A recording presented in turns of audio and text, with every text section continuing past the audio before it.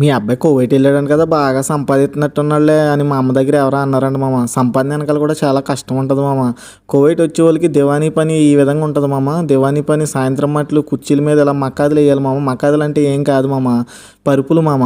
ఇక్కడ నైట్ ఎక్కువ డ్యూటీ ఉంటుంది మామ. దివానీ పని వచ్చిన వాళ్ళకి నైట్ అంతా వర్క్ చాలా ఉంటుంది మామ. వాళ్ళకి చాయ్ కావ అన్నీ పెట్టాలి మామ. కువైట్ వాళ్ళు ఈ కుర్చీల మీద కూర్చొని సిగరెట్లు చాయ్ కావ అంటే ఏం కాదు మామ, కాఫీ టీ తాగుతారు మామ. వాళ్ళకి మీరు గ్లాసులో పోయాలి మామ.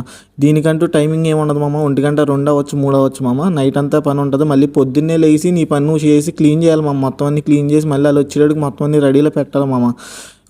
గల్ఫ్ కంట్రీలో చాలామంది మన భారతీయులు కష్టపడుతున్నారు మామ. ఆ కష్టం తెలియాలంటే ఈ వీడియోలో ఎంత చెప్పినా సరిపోదు మామ. ఆ కష్టం నువ్వు వచ్చిన తర్వాత నీకు తెలుస్తుంది మామ. ఈ విధంగా ఉంటుంది మామ దివానీ పని. వచ్చే వాళ్ళు ఆలోచించరండి మామ. మీరు భయపెట్టాలని వీడియో తీయలేదు మామ. మీరు తెలుసుకొని కొంచెం వస్తారని చెప్పి ఈ వీడియో తీసాను మామ. అలాగే వీడియో పూర్తిదాకా చూసావు కదా మామ. ఒక లైక్ కొట్టి